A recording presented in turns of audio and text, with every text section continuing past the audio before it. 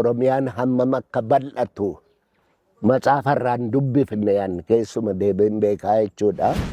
Waaqoo guutuufaa wajjinis akkuma amma fuulaan wal beennu kanan Waaqoo guutuufaa, Dubroo Waaqoofaa, Aliyyee Cirriifaa, Waaqoo Luugoofaa akkuma isin beeku kanatti wal beeyna. Oromummaan akka itti yaadanidha malee dhiiga namaa miti. Waa'ee Dambidolloo Yuunivarsiitii kana na gaafattaadha. Guyyaa 21 miilaan adeemee Finfinneetti gale. Sayyoo 6 fi 7 Anfilloo jechuun abaabilii fi akaakilii durayyuu ture. Makkoobilii Oromoodha.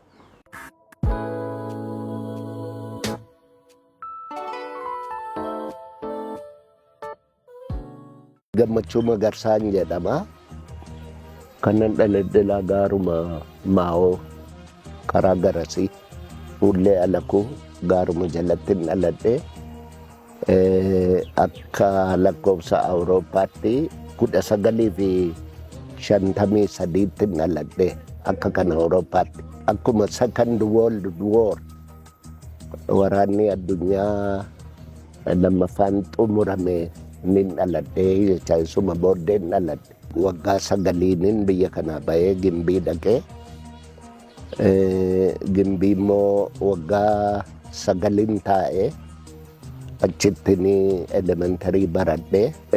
Gammachuu Magarsaa jechuun nama asitti dhalateedha. Asitti hin guddanne Gimbiitti hin guddadhe. Hiriyoonnan qabus ijoollee Gimbiiti baay'een isaanii.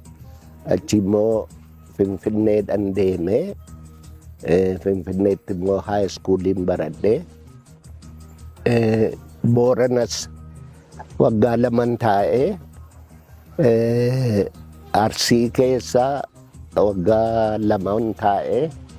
Baalee Harargee ijoollee Harargee immoo wajjumaan guddanne. Ijoollee Finfinnee ijoollee naannaa Shaggar warra akka Mokonnin Baayisaa, warra akka Taayyee Morodaa, warra isin hin beekne ijoolleen hiriyaan wajjiniin dhalan.